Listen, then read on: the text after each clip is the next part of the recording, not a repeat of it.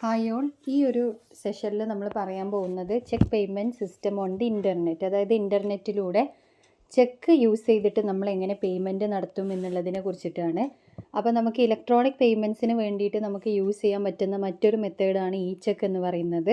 അപ്പോൾ നമ്മുടെ ബാങ്കിങ് അതേപോലെ നമ്മുടെ IT ഇൻഫർമേഷൻ ടെക്നോളജിയും കൂടെ ചേർന്നപ്പോൾ കൺസ്യൂമേഴ്സിന് പല രീതിയിലുള്ള ബെനിഫിറ്റ്സ് പ്രൊവൈഡ് ചെയ്യാൻ വേണ്ടിയിട്ട് പറ്റിയിട്ടുണ്ട്. അപ്പോൾ അതാണ് ടൈം റെഡ്യൂസ് ചെയ്യാൻ വേണ്ടിയിട്ട് പറ്റി, കോസ്റ്റ് റെഡ്യൂസ് ചെയ്യാൻ വേണ്ടിയിട്ട് പറ്റി, അതേപോലെ എഫിഷ്യൻസി കൂട്ടാൻ വേണ്ടിയിട്ട് പറ്റിയില്ലേ. കാരണം നമുക്ക് നമ്മുടെ ബാങ്കിൽ നിന്ന് നമുക്ക് എമൗണ്ടും അതേപോലെ നമ്മുടെ IT ടെക്നോളജിയും യൂസ് ചെയ്ത് രണ്ടും കൂടെ ചേർന്നിട്ട് പല രീതിയിലും ട്രാൻസാക്ഷൻസ് നമുക്ക് പ്രൊവൈഡ് ചെയ്യുന്നത് കൊണ്ട് അതൊക്കെ ആർക്ക് ബെനിഫിറ്റ്സ് ആയിട്ട് വന്നു? കൺസ്യൂമേഴ്സിനും അതേപോലെ തന്നെ ബിസിനസ് നടത്തുന്ന ആൾക്കാർക്കും അതെന്തായി ഒരുപാട് ബെനിഫിറ്റ്സ് കിട്ടുന്ന ഒരു ആസ്പെക്റ്റ് ആയിട്ട് മാറി. അപ്പോൾ ചെക്ക് എന്ന് പറയുന്നതും എന്താണ്, നമ്മുടെ വേൾഡ് വൈഡ് ആയിട്ട് ട്രാൻസാക്ഷന് യൂസ് ചെയ്യുന്ന ഒരു ആക്സെപ്റ്റഡ് ആയിട്ടുള്ള ഒരു മെത്തേഡ് തന്നെയാണ് ചെക്ക് എന്ന് പറയുന്നത്. അപ്പോൾ നമ്മൾ പേപ്പർ ചെക്കൊക്കെ പണ്ട് നമ്മൾ ട്രഡീഷണൽ മെത്തേഡ് ആണെങ്കിൽ പേപ്പർ ചെക്സ് എന്നാണ് പറയുക. അതും ഒരു ഇമ്പോർട്ടൻറ്റ് പേയ്മെൻറ്റ് മെക്കാനിസം തന്നെയായിരുന്നു. അപ്പോൾ നമ്മൾ മെയിൻ ടോപ്പിക്കായ ഇലക്ട്രോണിക് ചെക്ക് എന്നുള്ളതിലേക്ക് വരാം. ഇപ്പോൾ ഇലക്ട്രോണിക് ചെക്ക് എന്നുകൊണ്ട് ഉദ്ദേശിക്കുന്നത് നമ്മുടെ സെയിം ട്രഡീഷണലി നമ്മൾ പേപ്പർ ചെക്ക് എങ്ങനെ യൂസ് ചെയ്തിരുന്നോ അതേപോലെ തന്നെയാണ് ഇലക്ട്രോണിക് ചെക്കും യൂസ് ചെയ്യുന്നത്. ഒറ്റ ഡിഫറൻസേ ഉള്ളൂ, ഇതെന്താണ്, ഇത് ഇലക്ട്രോണിക്കലി ആണ് അല്ലെങ്കിൽ ഡിജിറ്റലി ആണ് നമ്മൾ ചെയ്യുന്നത്, അവിടെയാണ് വ്യത്യാസം. ആൻഡ് ഇ ചെക്ക് അല്ലെങ്കിൽ electronic cheque is an electronic document. അതൊരു ഇലക്ട്രോണിക് ഡോക്യുമെൻ്റ് ആണ് which substitutes the paper check for online transactions. അതായത് നമ്മളെ പേപ്പർ ചെക്സ് ഉണ്ടായിരുന്നല്ലോ പണ്ട്, അതിനെ റീപ്ലേസ് ചെയ്തുകൊണ്ട് സബ്സ്റ്റിറ്റ്യൂട്ട് ചെയ്തുകൊണ്ട് വന്നിട്ടുള്ള ഓൺലൈൻ ട്രാൻസാക്ഷന് വേണ്ടിയിട്ട് വന്നിട്ടുള്ള ഒരു മെത്തേഡാണ് ഇ ചെക്സ് എന്ന് പറയുന്നത്. ഓർഡിനറി പേപ്പർ ചെക്സിൻ്റെ അതേ സിമിലർ തന്നെയാണ് ഇലക്ട്രോണിക് ചെക്ക് എന്ന് പറയുന്നതും. പക്ഷേ ഇവിടെ ഇത് ഇനീഷ്യേറ്റ് ചെയ്യുന്നത്, നമ്മൾ ഓപ്പറേറ്റ് ചെയ്യുന്നത് ഇലക്ട്രോണിക്കലി ആണ് എന്നത് മാത്രമേ വ്യത്യാസമുള്ളൂ. അതേപോലെ തന്നെ മറ്റേതെന്ന് പറഞ്ഞാൽ നമ്മൾ ഒരു ചെക്ക് കൊടുക്കുക എന്ന് പറഞ്ഞാൽ നമ്മളത് പേ ചെയ്യും എന്നുള്ള അതായത് അതിലൂടെ നമുക്ക് എമൗണ്ട് കിട്ടും എന്നുള്ള ഒരു പ്രോമിസാണ്.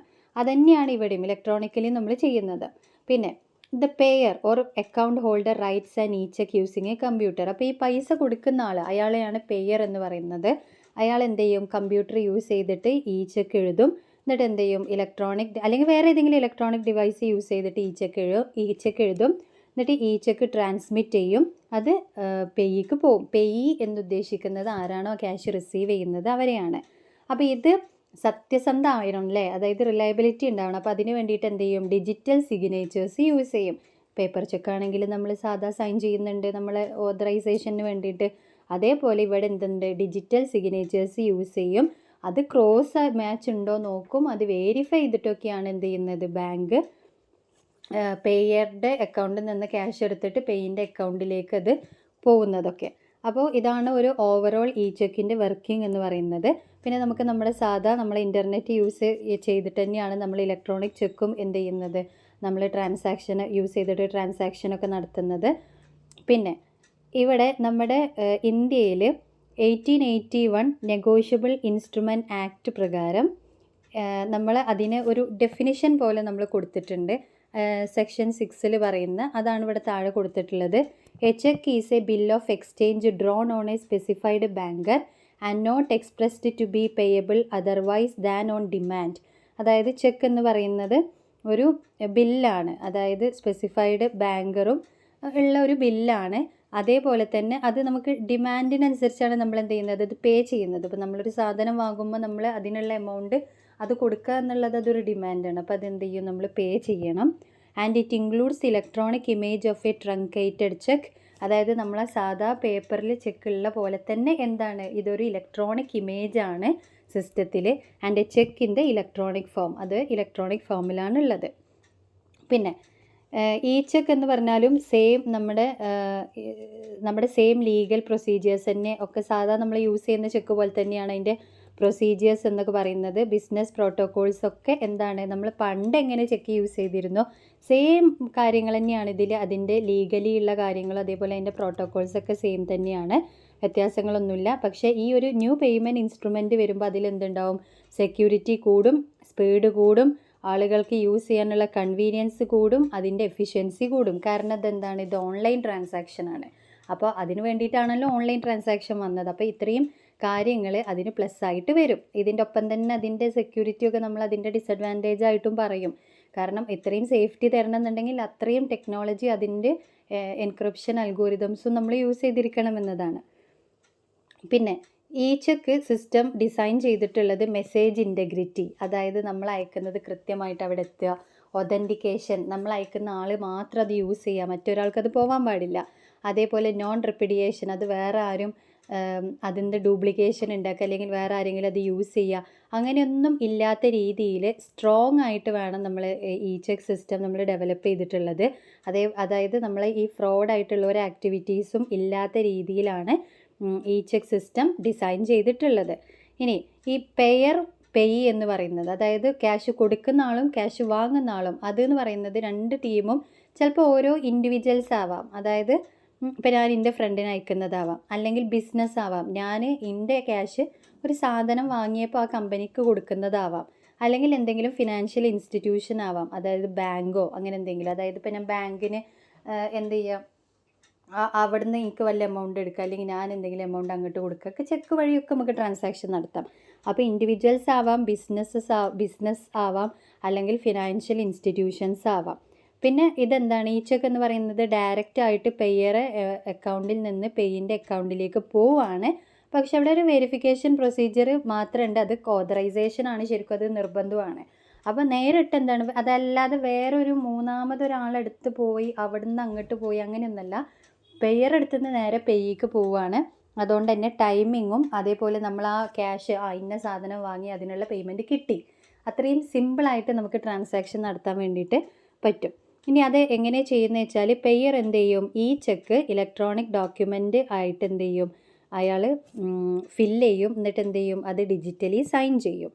പെയ് എന്ത് ചെയ്യും, ഈ ചെക്ക് ഇമെയിലിലൂടെ അല്ലെങ്കിൽ വെബ്സൈറ്റിലൂടെ അവർ റിസീവ് ചെയ്യും. പെയർ ഇട്ടിട്ടുള്ള ഡിജിറ്റൽ സിഗ്നേച്ചർ വെരിഫൈ ചെയ്യും, എന്നിട്ട് എന്ത് ചെയ്യും, writes out a deposit and digitally signs it. അവരും എന്ത് ചെയ്യും, പെയ്യും എന്ത് ചെയ്യും, അത് ഡെപ്പോസിറ്റ് അവരുടെ അക്കൗണ്ടിലേക്ക് ഡെപ്പോസിറ്റ് ചെയ്യണം എന്ന് പറഞ്ഞിട്ട് അതിൽ റൈറ്റ് ഔട്ട് ചെയ്തിട്ട് അവരും എന്ത് ചെയ്യും, ഡിജിറ്റലി സൈൻ ചെയ്യും. അതായത് ക്യാഷ് കിട്ടിയ ആളും. ബാക്കി കാര്യങ്ങളാണ്, അതായത് പെയർ അത് നേരെ പെയ്ക്ക് അയച്ചു. ഇനി അത്രയും പ്രൊസീജിയേഴ്സ് കഴിഞ്ഞു, രണ്ടാളും സൈൻ ചെയ്തു, വെരിഫൈ ചെയ്തു. ഇനി നേരെ പെയ്യിൻ്റെ സൈഡിലുള്ള ബാങ്കിലേക്ക് പോകും, കാരണം ആ ക്യാഷ് അയാൾ അക്കൗണ്ടിലേക്ക് വരണമല്ലോ. അപ്പോൾ അത് ആ ബാങ്കിനല്ലേ ചെയ്യാൻ പറ്റുള്ളൂ. അതാണ് ഇനി അടുത്ത് പറയുന്നത്, the payee bank verifies the payer's and payee digital signatures. അതായത് പെയ്യിൻ്റെ ബാങ്ക് ഈ പെയേഴ്സിൻ്റെ ബാങ്ക് വെരിഫൈ ചെയ്യും, ഡിജിറ്റൽ സിഗ്നേച്ചറൊക്കെ വെരിഫൈ ചെയ്യും, രണ്ട് സൈഡിലുള്ളതും. എന്നിട്ട് ആ ചെക്ക് എന്ത് ചെയ്യും, ഫോർവേഡ് ചെയ്യും, ക്ലിയർ ചെയ്തിട്ട് അത് സെറ്റിൽ ചെയ്യണം, ആ ക്യാഷ് അതിലേക്ക് ഡെപ്പോസിറ്റ് ചെയ്യണം എന്ന് പറഞ്ഞിട്ട്. അപ്പോൾ പെയറിൻ്റെ ബാങ്ക് പെയറിൻ്റെ ഡിജിറ്റൽ സിഗ്നേച്ചറും ഒക്കെ എല്ലാതും രണ്ട് സൈഡും ഒക്കെ വെരിഫൈ ചെയ്യണം കേട്ടോ. അപ്പോൾ അത് ചെക്ക് ചെയ്ത് കഴിഞ്ഞിട്ട് എന്ത് ചെയ്യും, അയാൾ അക്കൗണ്ടിൽ നിന്ന് ക്യാഷ് എടുക്കും, ആരാണോ ക്യാഷ് കൊടുത്തത് അയാൾ അക്കൗണ്ടിൽ നിന്ന് ക്യാഷ് എടുക്കും. എന്നിട്ട് എന്ത് ചെയ്യും, പേപ്പർ ചെക്ക് പോലെ തന്നെ ഇയാളെ ആർക്കാണോ ക്യാഷ് അയച്ചത് അയാളെ അക്കൗണ്ടിലേക്ക് ആ ക്യാഷ് വരും. അതായത് അയച്ച ആളെ അക്കൗണ്ടിൽ നിന്ന് ക്യാഷ് ഇപ്പോൾ 1000 ആണെങ്കിൽ 1000 അവർ റിട്രീവ് ചെയ്യും, എന്നിട്ട് ഇയാളെ വന്ന ആളെ അക്കൗണ്ടിലേക്ക് അത് ഇട്ട് കൊടുക്കും. ഇതാണ് ആ ഒരു മെക്കാനിസം എന്ന് പറയുന്നത്. അപ്പോൾ ബാങ്ക് എന്ത് ചെയ്യണം, ഈ വന്നത് ഡിജിറ്റൽ സിഗ്നേച്ചറൊക്കെ കറക്റ്റാണ് എന്നുള്ളതൊക്കെ എന്ത് ചെയ്യണം, വെരിഫൈ ചെയ്യണം. ഇനി നമ്മളെ സാധാ ചെക്ക് നമ്മൾ ചിലപ്പോൾ പറയാറുണ്ട് മടങ്ങിയിട്ടുണ്ട് എന്നൊക്കെ പറയില്ലേ, അതായത് ബൗൺസ് ആയിട്ടുണ്ട്, റിട്ടേൺ ചെയ്തിട്ടുണ്ട് എന്നൊക്കെ പറയും. അങ്ങനത്തെ കാര്യങ്ങളൊക്കെ ഏതിലും വരുന്നുണ്ട്. ഈ ചെക്കും ബൗൺസ് ആവാം, അല്ലെങ്കിൽ റിട്ടേൺ ആയിട്ട് വരാം. അതായത് നമ്മളെ അക്കൗണ്ടിൽ ബാലൻസ് ഇല്ലാതെ വരിക, അല്ലെങ്കിൽ അക്കൗണ്ട് ക്ലോസ് ആവുക, അങ്ങനെ എന്തെങ്കിലുമൊക്കെ ഇഷ്യൂസ് വന്നു കഴിഞ്ഞാലൊക്കെ എന്ത് ചെയ്യും, ഈ ചെക്ക് ബൗൺസ് ആയിട്ടോ അല്ലെങ്കിൽ റിട്ടേൺ ആയിട്ടോ വരും. കാരണം എന്താ വെച്ചാൽ സെയിം പ്രൊസീജിയർ തന്നെയാണ്, നമ്മൾ സാധാ കൊടുക്കുന്ന ചെക്കിൻ്റെ സെയിം പ്രൊസീജിയേഴ്സാണ്, ഡിഫറൻസ് ഒന്നുമില്ല. അപ്പോൾ അതുകൊണ്ട് തന്നെ അത് ക്യാഷ് ഇല്ലാതെ വന്നാലൊക്കെ അതെന്താവും, ബൗൺസ് ആയിട്ട് തിരിച്ച് ഇങ്ങോട്ട് തന്നെ നമ്മുടെ ഈ പേയ്മെൻറ്റ് വരും, അതായത് ഈ ചെക്ക് വരും. ഇനി അതിൻ്റെ ഒരു ചെറിയ ഒരു ഫോർമാറ്റ് ഞാനിവിടെ കാണിച്ചിട്ടുണ്ട്, ഈ ചെക്ക് എങ്ങനെയാണെന്നുള്ളത് കണ്ടോ. അതായത് ഇത് ശരിക്കും നമ്മൾ സാധാ ചെക്ക് പോലെ തന്നെയാണ്, ഇത് നമ്മൾ സിസ്റ്റത്തിലാണ്, നമ്മൾ അതിലാണ് റൈറ്റ് ചെയ്ത് കൊടുക്കുന്നത്, ഇൻ്റർനെറ്റ് യൂസ് ചെയ്തിട്ടാണ് നമ്മൾ ട്രാൻസാക്റ്റ് ചെയ്യുന്നത് എന്നത്, അതിൽ ഡിജിറ്റൽ സിഗ്നേച്ചേഴ്സ് നമ്മൾ വെക്കും എന്നതൊക്കെ മാത്രമേ എന്തുള്ളൂ ഡിഫറൻസ് ആയിട്ട് വരുന്നുള്ളൂ. പിന്നെ ഇതിൻ്റെ അഡ്വാൻറ്റേജസ് നോക്കാം. ഇ ചെക്കിൻ്റെ അഡ്വാൻറ്റേജ് എന്ന് പറയുന്നത് ഒന്ന് ഫാസ്റ്റർ പ്രോസസ്സിംഗ് ആണ്. അതായത് മെയിനായിട്ട് ഇത് ബിസിനസ് പീപ്പിൾസ് ആവണമല്ലോ യൂസ് ചെയ്യുന്നത്. അപ്പോൾ അതുകൊണ്ട് തന്നെ അവരുടെ എയിം എന്ന് പറയുന്നത് തന്നെ ടൈം റെഡ്യൂസ് ചെയ്യുക, പെട്ടെന്ന് കാര്യങ്ങൾ നടക്കുക എന്നുള്ളതാണ്. അപ്പോൾ ഫാസ്റ്റർ പ്രോസസ്സിംഗ് ആണ്. അപ്പോൾ പേപ്പർ ചെക്ക് എന്ന് പറയുന്നത് നമ്മൾ എന്ത് ചെയ്യണം, require many steps before the money moves from the customer's account to the merchant's account which it can take several days. അതായത് പേപ്പർ ചെക്ക് എന്ന് പറഞ്ഞാൽ കസ്റ്റമറിൻ്റെ അക്കൗണ്ടിൽ നിന്ന് മെർച്ചൻറ്റിൻ്റെ അക്കൗണ്ടിലേക്ക് അത് എത്തണം എന്നുണ്ടെങ്കിൽ അതിൻ്റെ മുന്നേ ഒരുപാട് പ്രൊസീജിയേഴ്സ് നമുക്ക് ചെയ്യാനുണ്ട്. അതായത് ചിലപ്പോൾ കുറച്ച് അധികം ദിവസങ്ങൾ അത് പ്രോസസ്സിങ്ങിന് വേണ്ടിയിട്ട് എടുക്കും. പക്ഷേ ഇലക്ട്രോണിക് ചെക്ക് എന്ന് പറഞ്ഞത് കുറച്ച് മണിക്കൂറുകൾ കൊണ്ട് നമുക്ക് പ്രോസസ്സ് ചെയ്തിട്ട് നമുക്ക് ട്രാൻസാക്ഷൻ നടത്താൻ വേണ്ടിയിട്ട് പറ്റും. അതിനർത്ഥം നമുക്ക് ബിസിനസ് പെട്ടെന്ന് ഡീൽ ചെയ്യാൻ വേണ്ടിയിട്ട് പറ്റും എന്നതാണ്. അതുകൊണ്ട് തന്നെ നമുക്ക് ബില്ല് മാനേജ് ചെയ്യാനും ഫൈനാൻഷ്യൽ സിറ്റുവേഷൻസ് സ്റ്റേബിൾ ആക്കാനും, ഒരു ബിസിനസ് എന്ന് പറഞ്ഞാൽ നമ്മൾ എപ്പോഴും സ്റ്റേബിൾ ആയിരിക്കണം അല്ലേ. അപ്പോൾ അതൊക്കെ നമുക്ക് സ്റ്റേബിൾ ആക്കാനും നമ്മുടെ ബില്ല് മാനേജ് ചെയ്യാനൊക്കെ ഭയങ്കര ഈസി ആയിട്ടുള്ള മെത്തേഡ് ഇ ചെക്ക് എന്നാണ്. അതാണ് ഫാസ്റ്റർ പ്രോസസ്സിങ്ങിൽ പറയുന്നത്. പിന്നെ ലോവർ കോസ്റ്റ് ആണ്. ലോവർ കോസ്റ്റ് എന്ന് പറഞ്ഞാൽ പേപ്പർ ചെക്കിൻ്റെ അതിലേറെ ചീപ്പറാണ് ഇലക്ട്രോണിക് ചെക്ക് എന്ന് പറയുന്നത്. അതായത് ഇപ്പോൾ നമുക്ക് സ്റ്റാമ്പ് ചെയ്യണം, എൻവലപ്പ് ചെയ്യണം, അതായത് ഇപ്പോൾ സെൻഡ് ചെയ്യണം വിചാരിക്കുക നമ്മൾ പോസ്റ്റൽ വഴി, അതിന് സ്റ്റാമ്പ് ചെയ്യണം, എൻവലപ്പ് ചെയ്യണം, നമ്മൾ അവിടെ പോകണം. അപ്പോൾ അങ്ങനത്തെ കുറേ ചിലവുകളുണ്ട്. അതേപോലെ നമ്മുടെ സമയം, കസ്റ്റമറുടെ പൈസ, അപ്പോൾ അങ്ങനത്തെ കാര്യങ്ങളൊക്കെ നമുക്ക് ഏതിൽ എലിമിനേറ്റ് ചെയ്യാൻ വേണ്ടിയിട്ട് പറ്റും, ഇലക്ട്രോണിക് ചെക്ക് യൂസ് ചെയ്യുമ്പോൾ പറ്റും. കാരണം നമ്മളെ വീട്ടിലിരുന്ന്, നമ്മളെ റൂമിലിരുന്ന്, നമ്മളെ സിസ്റ്റം യൂസ് ചെയ്ത് നമ്മൾ എന്ത് ചെയ്യാണ്, നമ്മൾ ചെക്ക് സെൻഡ് ചെയ്യുകയാണെങ്കിൽ അത്രയും നമുക്ക് എന്താണ് ടൈം കുറവ്, നമുക്കൊരു സ്ഥലത്തേക്ക് പോകേണ്ട സമയം കുറവാണ്, നമുക്കതിന് മുടക്കേണ്ട ക്യാഷ് കുറവാണ്. അതാണ് അവിടെ പറഞ്ഞത്. പിന്നെ അതേപോലെ തന്നെ മെർച്ചൻറ്റിൻ്റെ സൈഡിലാണെന്നുണ്ടെങ്കിൽ അവർക്ക് പ്രോസസ്സിങ് കോസ്റ്റൊക്കെ ഒരുപാട് സേവ് ചെയ്യാൻ വേണ്ടിയിട്ട് പറ്റും. അതായത് ഡെപ്പോസിറ്റ് ആൻഡ് ട്രാൻസാക്ഷൻ ഫീസുകളൊക്കെ അവർക്ക് എലിമിനേറ്റ് ചെയ്യാൻ വേണ്ടിയിട്ട് പറ്റും. പിന്നെ അത് മാത്രമല്ല, വേറൊരു അഡ്വാൻറ്റേജ് എന്ന് പറയുന്നത് ലെസ് പേപ്പർ നമുക്ക് യൂസ് ചെയ്താൽ മതി. അതായത് പ്രിൻറ്റിങ്ങിനും പ്രോസസ്സിങ്ങിനും വേണ്ടിയിട്ട് നമ്മൾ സാധാ പേപ്പർ ചെക്സ് ആണെന്നുണ്ടെങ്കിൽ ഒരുപാട് പേപ്പർ നമ്മൾ യൂസ് ചെയ്യണം. പക്ഷേ ഇവിടെ നമുക്ക് എന്ത് ചെയ്യാം, എൻവിറോൺമെൻറ്റ് ഫ്രണ്ട്ലി ആയിട്ട് നമുക്ക് മുന്നോട്ട് കൊണ്ടുപോകാൻ പറ്റും. അതൊക്കെ നമുക്ക് കോസ്റ്റ് റെഡ്യൂസ് ചെയ്യുന്ന കാര്യങ്ങളാണ്. പിന്നെ കസ്റ്റമർ പേയ്മെൻറ്റ് ഓപ്ഷൻസ് ആണ് വേറൊന്ന് പറയുന്നത്. അതായത് കസ്റ്റമർക്ക് business that accepts electronic cheques will sell goods or services that might otherwise remain unavailable to customers. അതായത് ഇപ്പോൾ നമ്മൾ ഡെബിറ്റ് കാർഡോ അല്ലെങ്കിൽ ക്രെഡിറ്റ് കാർഡോ ഒക്കെ യൂസ് ചെയ്യുകയാണെങ്കിൽ നമുക്ക് അവിടെ വരുന്ന ഒരുപാട് ബുദ്ധിമുട്ടുകളുണ്ട്. അതായത് ചില കസ്റ്റമേഴ്സിന് ഇപ്പോഴും ഡെബിറ്റ് കാർഡ് അല്ലെങ്കിൽ ക്രെഡിറ്റ് കാർഡ് ഉണ്ടാവില്ല, അല്ലെങ്കിൽ അവർക്കത് യൂസ് ഉണ്ടാവുമ്പോഴത്തെ ലിമിറ്റുകൾ, ഇത്ര ലിമിറ്റിലേ അത് ചെയ്യാൻ പറ്റുള്ളൂ. അപ്പോൾ അങ്ങനത്തെ പല പ്രശ്നങ്ങളും ഉണ്ടാവാറുണ്ട്. അപ്പോൾ അതിനെയൊക്കെ എന്ത് ചെയ്യാൻ പറ്റും, നമുക്ക് ഈ ചെക്ക് ആണെന്നുണ്ടെങ്കിൽ നമുക്ക് കുറച്ചും കൂടെ സിമ്പിളായിട്ട് അവർക്ക് അവൈലബിൾ അല്ലാതെ വരുന്ന സർവീസുകളൊക്കെ നമുക്ക് ഈ ചെക്കിലൂടെ എന്ത് ചെയ്യാൻ പറ്റും, യൂസ് ചെയ്യാൻ വേണ്ടിയിട്ട് പറ്റും. പിന്നെ സെക്യൂരിറ്റി, റിലയബിലിറ്റി, അതും നമ്മൾ നേരത്തെ പറഞ്ഞു. അതായത് സെക്യൂരിറ്റി പേപ്പർ ചെക്കിനെക്കാട്ടിലും സെക്യൂരിറ്റി പ്രൊവൈഡ് ചെയ്യുന്നുണ്ട്. കാരണം എൻക്രിപ്ഷൻ ഫീച്ചേഴ്സൊക്കെ ഇവിടെ യൂസ് ചെയ്യുന്നുണ്ട്. അക്കൗണ്ട് നമ്പർ ആണെങ്കിലും എമൗണ്ട് ആണെങ്കിലും ഒക്കെ എന്താണ്, നമ്മൾ എൻക്രിപ്ഷൻ ടെക്നോളജി യൂസ് ചെയ്യുന്നുണ്ട്. അതേപോലെ നമ്മുടെ ഡിജിറ്റൽ സിഗ്നേച്ചർ വെച്ചിട്ട് നമ്മളെ അക്കൗണ്ട് സെയിം തന്നെയാണോ, ഇയാളെ തന്നെയാണോ ഈ അക്കൗണ്ട് എന്ന് ഡിജിറ്റൽ സിഗ്നേച്ചർ വെച്ചിട്ട് നമ്മൾ ചെക്ക് ചെയ്യുന്നുമുണ്ട്. അപ്പോൾ അത്രയും ഒരു സെക്യൂരിറ്റി ഈ ചെക്കിൽ വരുന്നുണ്ട്. അപ്പോൾ ഇത്രയാണ് അഡ്വാൻറ്റേജസ് ആയിട്ട് പറയുന്നത്. പിന്നെ പറയുന്നത് ഡിസഡ്വാൻറ്റേജസ് ആണ്. ഡിസഡ്വാൻറ്റേജസിൽ പറയുന്നത് ഒന്ന് ഫ്രോഡ് പൊട്ടൻഷ്യലാണ്. നമ്മൾ പറഞ്ഞിട്ടുണ്ട് എല്ലാത്തിലും സെക്യൂരിറ്റി എന്നത് നമ്മൾ അതിൻ്റോടൊപ്പം തന്നെ നമ്മളും ഒന്ന് കോൺഷ്യസ് ആവണം. അതായത് ഹാക്കേഴ്സിന് ബാങ്കിങ് ഇൻഫർമേഷൻസൊക്കെ ഒരുപക്ഷെ ആക്സസ് ചെയ്യാൻ പറ്റിയേക്കാം. അപ്പോൾ അതിനൊക്കെ ഓവർകം ചെയ്തുകൊണ്ട് നമ്മൾ ടെക്നോളജി കൊണ്ടുവരണം അതിൽ എന്നതാണ് നമുക്ക് ചെയ്യാൻ പറ്റുന്നത്. അപ്പോൾ നമ്മൾ ഇതിനൊക്കെ വിജിലൻ്റ് ആയിരിക്കണം എപ്പോഴും, ഇങ്ങനെ എന്തെങ്കിലും വരാം എന്നുള്ളത്. അതാണ് ഇവിടെ പറയുന്നത് പോയിൻ്റ് കൊണ്ട്. പിന്നെ some fraudulent businesses also offer electronic cheques as a means to steal banking information. അതായത് ഇപ്പോൾ ഒരു ജെന്യൂൻ ആയിട്ടുള്ള ഒരു ബിസിനസ് കമ്പനി അല്ല എന്ന് വിചാരിക്കുക, അവർ ഈ തട്ടിപ്പുള്ള കമ്പനിയൊക്കെ ആണെങ്കിൽ അവർക്ക് ഇങ്ങനെ ഈ ചെക്ക് യൂസ് ചെയ്തിട്ട് ബാങ്കിങ് ഇൻഫർമേഷൻസ് ചോർത്താൻ വേണ്ടിയിട്ടൊക്കെ എന്ത് ചെയ്യാം, ഈ ചെക്കുകൾ കസ്റ്റമേഴ്സിൻ്റെ അടുത്തുനിന്ന് ഇങ്ങനെ വാങ്ങാം. അപ്പോൾ കുറച്ച് ഇൻഫർമേഷൻസ് കിട്ടും, അത് വെച്ച് ഓരിങ്ങനെ എന്ത് ചെയ്യും, ഇങ്ങനെ ഹാക്കേഴ്സൊക്കെ ഉണ്ടെങ്കിൽ പിന്നെ വീണ്ടും നമുക്ക് പ്രോഗ്രാമിങ്ങിലൂടെയൊക്കെ എന്ത് ചെയ്യാൻ പറ്റും, അവർക്കത് ആക്സസിങ് എടുക്കാൻ പറ്റും. അപ്പോൾ ആ രീതിയിലേക്കൊക്കെ പോവാം. അതാണ് ഫ്രോഡ് പൊട്ടൻഷ്യൽ എന്ന് പറയുന്നത്. പിന്നെ എറേഴ്സ് ആണ്. അതായത് ഇതെന്ന് പറഞ്ഞാൽ നമ്മൾ സെൻഡ് ചെയ്ത കുറച്ച് അകം പ്രോസസ്സിങ് നടക്കുന്നത്. അപ്പോൾ എന്തെങ്കിലും കമ്പ്യൂട്ടർ എററൊക്കെ വന്നു കഴിഞ്ഞാൽ അത് പോയാൽ പിന്നെ നമുക്കത് റീഫണ്ട് ചെയ്തെടുക്കാനുള്ളൊരു ബുദ്ധിമുട്ട് അതാണ്. അതായത് ഇപ്പോൾ നമ്മളൊരു അക്കൗണ്ടിൽ നിന്ന് 2 പ്രാവശ്യം ഡബിൾ വിഡ്രോവൽ എന്നൊക്കെ, അതായത് കമ്പ്യൂട്ടർ ടൈപ്പിംഗ് ആണല്ലോ, എന്തെങ്കിലും മിസ്റ്റേക്ക് കാരണം വന്നു കഴിഞ്ഞാൽ പിന്നെ അതെന്ത് ചെയ്യാൻ കഴിയില്ല, റീഫണ്ട് ചെയ്തെടുക്കാനുള്ള ആ എമൗണ്ട് വിഡ്രോ ചെയ്ത് പോയിട്ടുണ്ടാവും, പക്ഷെ അത് നമുക്ക് തിരിച്ചെടുക്കാൻ പറ്റാത്തൊരു ബുദ്ധിമുട്ട് വരാം. പിന്നെ ആബ്സെൻസ് ഓഫ് ഫ്ലോട്ട്, അതും ഈ നേരത്തെ പറഞ്ഞതിനോടൊരു ജോയിൻ്റ് ആയിട്ടുള്ള പോയിൻ്റാണ്. അതായത് പെട്ടെന്ന് അങ്ങോട്ട് ഇത് എന്ത് ചെയ്യണം, ഇമ്മീഡിയറ്റ് ആയിട്ട് അക്കൗണ്ടിൽ നിന്ന് ഡെബിറ്റ് ആയിട്ടാണ് പോവുകയാണ്. അപ്പോൾ ഈ പേപ്പർ ചെക്കിൽ എന്ന് പറഞ്ഞാൽ നമുക്ക് കുറഞ്ഞൊരു സമയം കിട്ടും. ഫ്ലോട്ട് ടൈം എന്നാണ് അതിന് പറയുക. അതായത് പ്രോസസ്സ് ചെയ്യാൻ എടുക്കുന്ന കുറച്ച് സമയം, അതായത് ഡേയ്സ് കിട്ടുന്നുണ്ട്. പക്ഷെ ഇവിടെ എന്ന് പറഞ്ഞാൽ അപ്പം തന്നെ അക്കൗണ്ടിൽ നിന്ന് എന്താവാണ്, എമൗണ്ട് ഡെബിറ്റായിട്ട് പോവുകയാണ് ചെയ്യുന്നത്.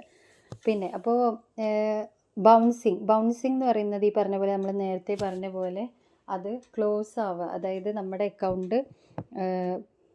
അക്കൗണ്ട് ക്ലോസ് ആയി പോവുക, അല്ലെങ്കിൽ സഫീഷ്യൻ്റ് ആയിട്ട് ബാലൻസ് ഇല്ലാതെ വരിക, അങ്ങനത്തെ സിറ്റുവേഷനൊക്കെ വന്നു കഴിഞ്ഞാൽ നമ്മൾ കൊടുത്തിട്ടുള്ള ഇലക്ട്രോണിക് ചെക്ക് ബൗൺസ് ആയിട്ടോ അല്ലെങ്കിൽ റിട്ടേൺ ആയിട്ടോ വരും. അപ്പോൾ അതാണ് ബൗൺസിങ് എന്ന് പറയുന്നത്. This not only causes delays in the payment transaction, but it increases the amount of time involved in returning and refunding payment transaction. അപ്പോൾ ഇത് ഡിലേ മാത്രമല്ല പേയ്മെൻറ്റിൽ കൊണ്ടുവരുന്നത്, ടൈം കൂടും, അതേപോലെ റീഫണ്ടിങ് അങ്ങനത്തെ ബുദ്ധിമുട്ടുകളൊക്കെ ഈ ചെക്ക് ബൗൺസ് ആയാൽ വരും. അപ്പോൾ ഇത്രയാണ് ഇ ചെക്സ് എന്നുള്ള സെഷനിൽ നമുക്ക് പറയുന്നത്. പിന്നെ വരുന്നതാണ് ഇ വാലറ്റ്. അപ്പോൾ ഇ വാലറ്റ് എന്ന് പറയുന്നത് ഒരു ഇലക്ട്രോണിക് കാർഡാണ്. ഓൺലൈൻ ട്രാൻസാക്ഷന് വേണ്ടിയിട്ട് യൂസ് ചെയ്യുന്നത് തന്നെയാണ്. ഇവിടെ നമ്മൾ കമ്പ്യൂട്ടറോ സ്മാർട്ട് ഫോണോ ഒക്കെ വെച്ചിട്ടാണ് ഈ ട്രാൻസാക്ഷൻ നടത്തുന്നത്. അതായത് നമ്മളെ ഡെബിറ്റ് കാർഡ് അല്ലെങ്കിൽ നമ്മളെ ക്രെഡിറ്റ് കാർഡിൻ്റെ അതേപോലത്തെ സെയിം തന്നെയാണ് ഇ വാലറ്റ് എന്ന് പറയുന്നതും.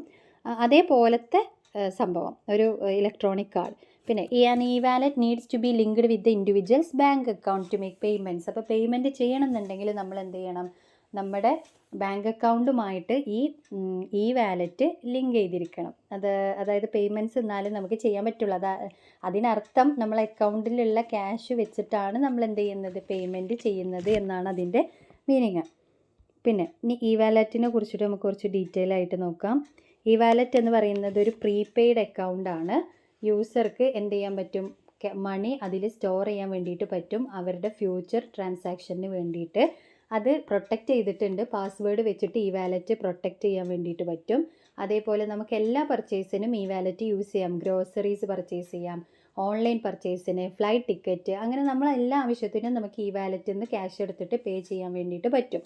മെയിനായിട്ട് 2 കമ്പോണൻസ് ആണ് ഇ വാലറ്റിൽ വരുന്നത്, സോഫ്റ്റ്വെയർ ആൻഡ് ഇൻഫർമേഷൻ കമ്പോണൻസ്.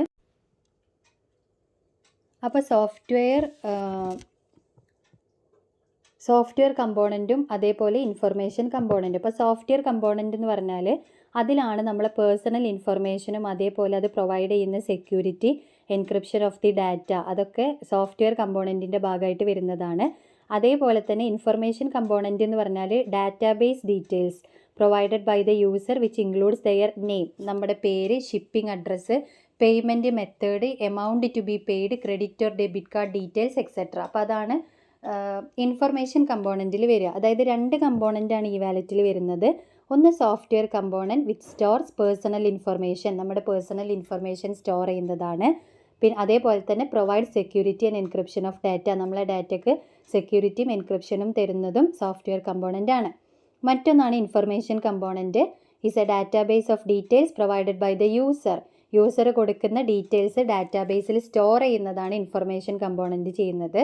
അതിലെന്തൊക്കെ വരും, നമ്മുടെ name, shipping address, payment method, എത്ര എമൗണ്ട് പേ ചെയ്യണം, നമ്മളെ ക്രെഡിറ്റോ ഡെബിറ്റ് കാർഡ് ഡീറ്റെയിൽസ്, അതെല്ലാം വരുന്നതാണ്. അപ്പോൾ ഇനി നമുക്കൊരു ഇ വാലറ്റ് അക്കൗണ്ട് സെറ്റപ്പ് ചെയ്യണം എന്നുണ്ടെങ്കിൽ നമ്മൾ എന്ത് ചെയ്യണം, നമ്മളെ ഡിവൈസിൽ ആ സോഫ്റ്റ്വെയർ ഇൻസ്റ്റാൾ ചെയ്യണം. അതിനാവശ്യമായിട്ടുള്ള എല്ലാ റിലവൻറ്റ് ഇൻഫർമേഷൻസും നമ്മൾ എൻ്റർ ചെയ്ത് കൊടുക്കണം. ഇപ്പോൾ നമ്മൾ ഓൺലൈൻ ഷോപ്പിംഗ് ചെയ്ത് കഴിഞ്ഞാൽ ഇ വാലറ്റ് എന്ത് ചെയ്യും, automatically fills in the user's information on the payment form. To activate the e wallet the user needs to enter its password. അപ്പോൾ എന്ത് ചെയ്യും, നമ്മുടെ പേയ്മെൻറ്റ് ഫോമും കാര്യങ്ങളൊക്കെ ഓട്ടോമാറ്റിക്കലി ഫില്ലാവും. എന്നിട്ട് നമ്മൾ എന്ത് ചെയ്യണം, നമ്മൾ പാസ്വേഡ് നമ്മൾ എൻ്റർ ചെയ്ത് കൊടുക്കണം.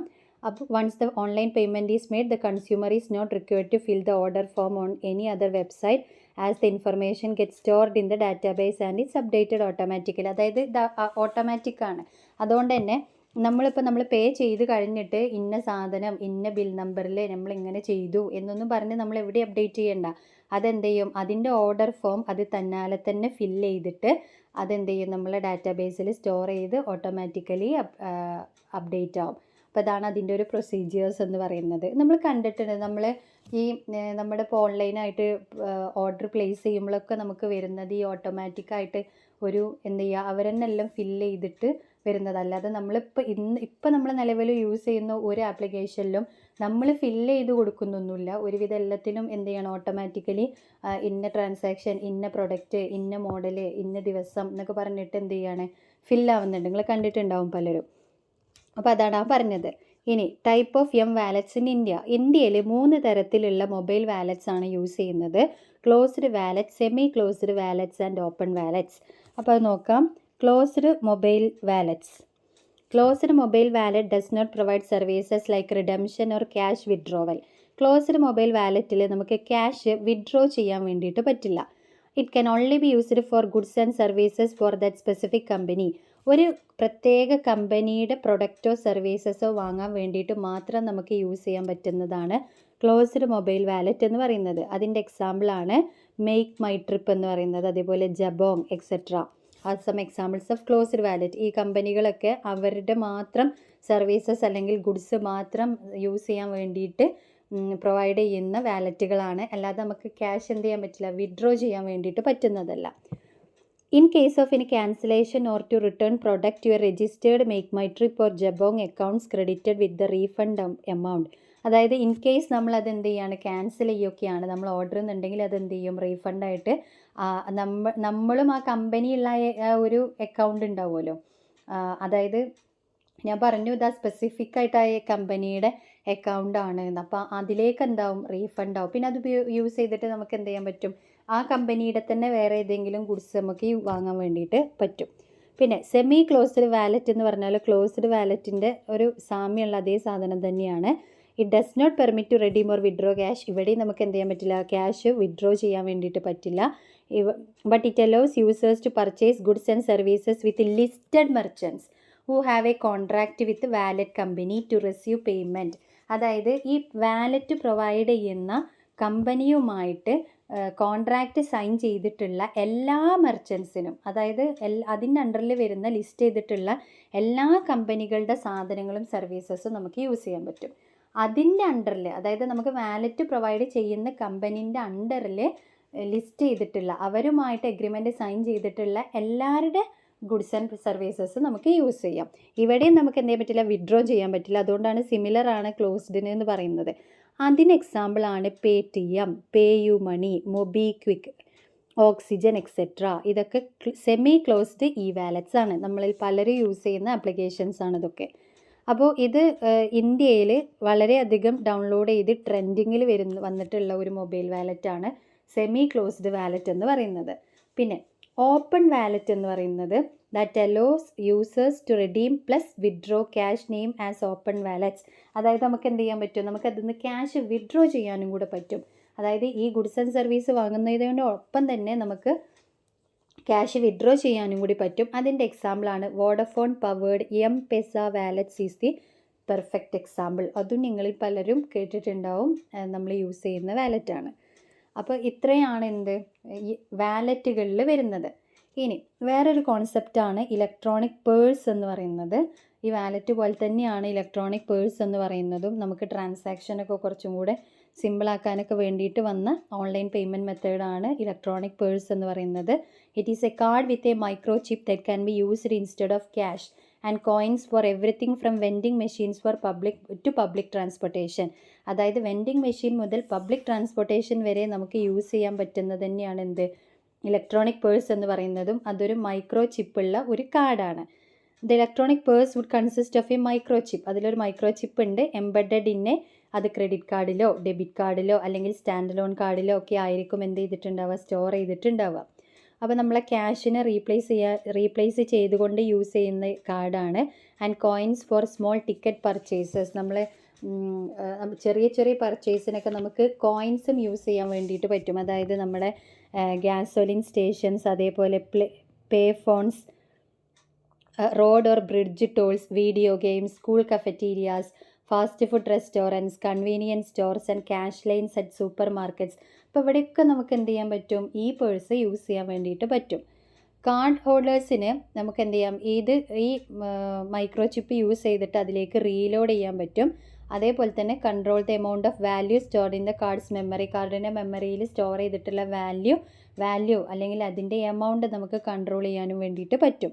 അതേപോലെ അത് നല്ലൊരു സെക്യൂരിറ്റിയും അതേപോലെ കൺവീനിയൻസും തരുന്നതാണ്. നമ്മൾ നേരത്തെ പറഞ്ഞത് തന്നെ, അതായത് നമുക്ക് ക്യാഷ് കോയിൻസ് ഒന്നും ഇങ്ങനെ കൊണ്ട് നടക്കേണ്ട ആവശ്യമില്ല. അതൊക്കെ എന്താണ്, ഈ പേഴ്സിലൂടെ നമുക്ക് ട്രാൻസാക്ഷൻ നടത്താൻ വേണ്ടിയിട്ട് പറ്റും. പിന്നെ electronic purse is a term applied to a number of formats. അപ്പോൾ പല ഫോർമാറ്റുകളിൽ നമുക്കിത് പറയാം. ഈച്ച് വിത്ത് ഡിഫറെൻറ്റ് അപ്ലിക്കേഷൻസ്, അതായത് ഓരോ അപ്ലിക്കേഷനനുസരിച്ചും പല ഫോർമാറ്റുകളിലായിരിക്കും ഇലക്ട്രോണിക് പേഴ്സ് അപ്ലൈ ചെയ്തു കൊടുത്തിട്ടുണ്ടാവുക. അതായത് പലതിലും പല രീതിയിലാണ്. At the moment smart card based systems are used as a direct replacement for money that the user would have in his pocket. അതായത് ഇപ്പോൾ സ്മാർട്ട് കാർഡ് ബേസ് ചെയ്തിട്ട് ഇലക്ട്രോണിക് പേഴ്സുകളുണ്ട്, അതാണ് ഒരു കാര്യം. മറ്റൊന്ന് software based systems are used for online purchases. Software base ചെയ്തിട്ടുള്ള ഈ പേഴ്സുകളും ഉണ്ട്. അപ്പോൾ അങ്ങനെ ഓരോ അപ്ലിക്കേഷൻ അനുസരിച്ചും വ്യത്യസ്തമായിട്ട് അത് വരുന്നുണ്ട്. There are already some systems on the market that make use of a smart card based electronic purse and combine it with a reader to enable the user access to internet based commerce through their PCs.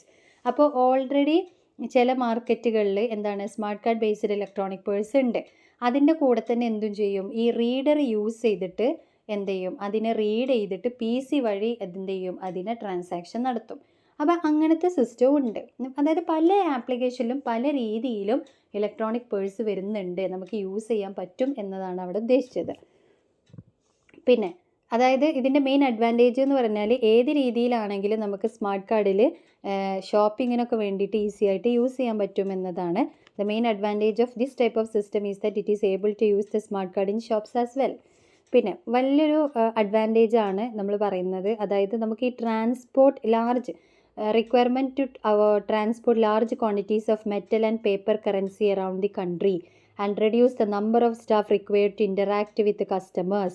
അതായത് ഇപ്പോൾ നമ്മൾ സാധാ paper ക്യാഷാണ് use ചെയ്യുന്നതെന്നുണ്ടെങ്കിൽ അത് related ആയിട്ടുള്ള ഒരുപാട് കാര്യങ്ങൾ നമുക്ക് transport ചെയ്യണം. Large quantities of metal and paper currency, അതായത് കോയിൻസ് ആണെങ്കിലും നമ്മൾ ക്യാഷ് പേപ്പേഴ്സ് മണി ആണെങ്കിലും അത് ട്രാൻസ്പോർട്ട് ചെയ്യുമ്പോൾ ഉണ്ടാകുന്ന ബുദ്ധിമുട്ട്, കസ്റ്റമറുമായിട്ട് ഇൻറ്ററാക്ട് ചെയ്യാനുള്ള സ്റ്റാഫിൻ്റെ എണ്ണം, ക്യാഷുമായിട്ട് ഡീൽ ചെയ്യുമ്പോൾ ഒരുപാട് പ്രശ്നങ്ങൾ വരും. അപ്പോൾ അതൊക്കെ നമുക്ക് എന്ത് ചെയ്യാൻ പറ്റും, റെഡ്യൂസ് ചെയ്യാൻ വേണ്ടിയിട്ട് പറ്റും. അതേപോലെ തന്നെ ഡിലേകൾ എന്തെങ്കിലും ഉണ്ടെങ്കിൽ അതെല്ലാം ഓവർകം ചെയ്തിട്ട് ഇതിൻ്റെ പ്രോസസ്സിങ് സ്പീഡപ്പ് ചെയ്യാൻ വേണ്ടിയിട്ടും പറ്റും. അതൊക്കെ ഇലക്ട്രോണിക് പേഴ്സ്, അതായത് ഓൺലൈൻ ട്രാൻസാക്ഷനിലുള്ള ഒരുവിധ എല്ലാ ടെക്നോളജിയിലും ഇപ്പോൾ നമ്മൾ പറഞ്ഞ ഇലക്ട്രോണിക് പേഴ്സ് ആണെങ്കിലും പേയ്മെൻ്റ് ആണെങ്കിലും ചെക്ക് ആണെങ്കിലും ഇതൊക്കെ നമുക്ക് സ്പീഡ് കൂട്ടുക, ടൈം കുറക്കുക, അതായത് കോസ്റ്റ് കുറക്കുക എന്നതൊക്കെ തന്നെയാണ് അതിൻ്റെ മെയിൻ ഉദ്ദേശങ്ങൾ. ഇനി ഇതിൻ്റെ അഡ്വാൻറ്റേജസ് നോക്കാം. അഡ്വാൻറ്റേജ് എന്ന് പറയുന്നത് the various open card framework structures hello secure installation of facilities on the card. അതായത് കസ്റ്റമർക്ക് പുതിയ സർവീസുകൾ അതായത് ആവശ്യമായിട്ട് വരുമ്പോൾ അതെന്ത് ചെയ്യാൻ പറ്റും, ഈ കാർഡിൽ നമുക്ക് ഇൻസ്റ്റാൾ ചെയ്തെടുക്കാൻ വേണ്ടിയിട്ട് പറ്റും. അപ്പോൾ പ്രോഗ്രാമിംഗ് ടീമിന്, അതായത് ഇത് ചെയ്യുന്നതൊക്കെ പ്രോഗ്രാമിംഗ് ടീമാണല്ലോ, അപ്പോൾ അവർക്ക് അവരുടെ വർക്ക് നല്ല രീതിയിൽ അതിൽ ചെയ്യാൻ പറ്റിയാൽ നല്ല സേഫ് ആയിട്ടുള്ള നല്ല രീതിയിൽ വർക്ക് ചെയ്യുന്ന ഒരു കാർഡ് നമുക്ക് എന്ത് ചെയ്യാം, ഇതിലൂടെ ഉണ്ടാക്കിയെടുക്കാൻ വേണ്ടിയിട്ട് പറ്റും. അത് പറഞ്ഞത്, അത് ചെയ്യുന്ന ടീമും അതിൽ എഫിഷ്യൻ്റ് ആയിരിക്കണം. പിന്നെ വരുന്നത് നമുക്ക് സെക്യൂർഡ് പേയ്മെൻറ്റിന് വേണ്ടിയിട്ട് നമുക്കൊരു പിൻ നമ്പർ യൂസ് ചെയ്യാം. അതായത് വലിയ എമൗണ്ടുകളൊക്കെ ആണെങ്കിൽ. അൺസെക്യൂർഡ് ആണെന്നുണ്ടെങ്കിൽ നമുക്ക്, അതായത് ചെറിയ വാല്യൂ ട്രാൻസാക്ഷനൊക്കെ ആണെന്നുണ്ടെങ്കിൽ നമുക്ക് അങ്ങനെ ഒരു പിൻ നമ്പറിൻ്റെ ആവശ്യമില്ല. പെട്ടെന്ന് ട്രാൻസാക്ഷന് വേണ്ടിയിട്ട്, അതായത് ഇപ്പോൾ ഒരു ന്യൂസ് പേപ്പർ വാങ്ങുക, അങ്ങനത്തെ ചെറിയ കാര്യങ്ങൾക്കൊക്കെ നമുക്കൊരു പിൻ അടിച്ചു കൊടുത്ത് വാങ്ങേണ്ട ആവശ്യമൊന്നുമില്ല. അപ്പോൾ അല്ലാതെ തന്നെ നമുക്ക് ചെയ്യാൻ വേണ്ടിയിട്ട് പറ്റും. പിന്നെ മറ്റൊന്നാണ് പറയുന്നത്, ഇപ്പോൾ നമ്മളെ കാർഡ് ആരും എടുത്തുകൊണ്ട് പോവേ അല്ലെങ്കിൽ നമ്മളെ അടുത്ത് നിന്ന് നഷ്ടപ്പെടാതെ നമ്മളെ കയ്യിൽ തന്നെ ഉണ്ട് എന്ന് വിചാരിക്കുക. അങ്ങനത്തെ സിറ്റുവേഷനിലൊക്കെ നമുക്ക് എന്ത് ചെയ്യാൻ പറ്റും, others cannot borrow money from the wallet without the authorised users knowledge. അതായത് നമ്മുടെ അറിവില്ലാണ്ട്, നമ്മൾ ഓതറൈസേഷൻ ഇല്ലാതെ ഒരിക്കലും എന്ത് ചെയ്യാൻ പറ്റില്ല, നമ്മളെ ക്യാഷ് മറ്റൊരാൾക്ക് യൂസ് ചെയ്യാൻ പറ്റില്ല. അപ്പോഴും പറയുന്നുണ്ട്, നമ്മളെ കയ്യിൽ നിന്ന് എന്താവരുത്, അത് മിസ്സാവുകയോ അല്ലെങ്കിൽ വേറെ ആരെങ്കിലും അത് എടുത്തു കൊണ്ടുപോവുകയോ ചെയ്യരുത്. കാരണം അതെല്ലാ കേസിലും പറയൂ കേട്ടോ. ഇലക്ട്രോണിക് ട്രാൻസാക്ഷനിൽ എന്തായിരിക്കണം, നമ്മൾ വിജിലൻ്റ് ആയിരിക്കണം. കാരണം പല രീതിയിലും പ്രശ്നങ്ങൾ വരും. അപ്പോൾ നമ്മളത് വിജിലൻ്റ് ആവണം, അതിൽ നിന്നാണ് അതുകൊണ്ട് ഉദ്ദേശിക്കുന്നത്. നമ്മൾ എല്ലാ ടോപ്പിക്കിലും കവർ ചെയ്തിട്ടുണ്ട്. പിന്നെ വേറൊന്നെന്ന് പറയുന്നത്, the use of internet purchasing in this way may provide a means of bypassing the practice of price chains. അതായത് ഈ നടുവിൽ ഉള്ള ആളുകൾ എന്ന് പറയും, നമ്മളിപ്പോൾ ഒരു സാധനം വാങ്ങുമ്പോൾ ഇൻ ബിറ്റ്വീൻ വേറൊരു ടീം ഉണ്ടെങ്കിൽ അവർക്ക് കുറച്ച് കമ്മീഷൻ പോവാം. അങ്ങനത്തെ കേസുകളൊക്കെ എന്ത് ചെയ്യാം, നമുക്കിവിടെ ഒഴിവാക്കാൻ വേണ്ടിയിട്ട് പറ്റും. അതായത് users will be able to purchase goods at a lower cost. നമുക്ക് മാക്സിമം കുറഞ്ഞ വിലയിൽ നമുക്ക് എന്ത് ചെയ്യാം, ഗുഡ്സ് വാങ്ങാൻ വേണ്ടിയിട്ട് പറ്റും. Legally even when all the appropriate taxes and duties have been paid. എല്ലാ ടാക്സും എല്ലാ ഡ്യൂട്ടീസ് അടച്ചിട്ട് പോലും നമുക്ക് ലീഗലി ഏറ്റവും കുറഞ്ഞ വിലയിൽ നമുക്ക് എന്ത് ചെയ്യാം, പർച്ചേസ് ചെയ്യാൻ വേണ്ടിയിട്ട് പറ്റും. ഇൻ ബിറ്റ്വീൻ, ഈ ബൈപ്പാസിങ് എന്നുകൊണ്ട് ഉദ്ദേശിക്കുന്നതാണ്. ഇൻ ബൈപ്പാസിങ് എന്ന് പറഞ്ഞാൽ പല അതിൻ്റെ ഇടയിലുള്ള കുറേ കളികളുണ്ടാവും. അപ്പോൾ അതൊക്കെ ഒഴിവാക്കിയിട്ട് എന്ത് ചെയ്യാൻ പറ്റും, ഈ ഇങ്ങനെ ഇപ്പോൾ ഒരു 100 രൂപ ആ ചാർജ് അങ്ങനെ ഓരോക്കെ എടുക്കും. നമ്മൾ ഈ ലോണൊക്കെ എടുക്കുമ്പോൾ അങ്ങനെയൊക്കെ ഉണ്ടാവാറുണ്ട്, ഈ EMI പോലത്തെയൊക്കെ. അപ്പോൾ അങ്ങനത്തെ കേസുകളൊക്കെ നമുക്ക് ഒഴിവാക്കാൻ വേണ്ടിയിട്ട് പറ്റുമെന്നാണ് ആ പോയിൻ്റ് കൊണ്ട് ഉദ്ദേശിച്ചത്. അപ്പോൾ ഇത്രയാണ്. ബാക്കി നമുക്ക് അടുത്ത ക്ലാസ്സിൽ ഡിസ്കസ് ചെയ്യാം. താങ്ക്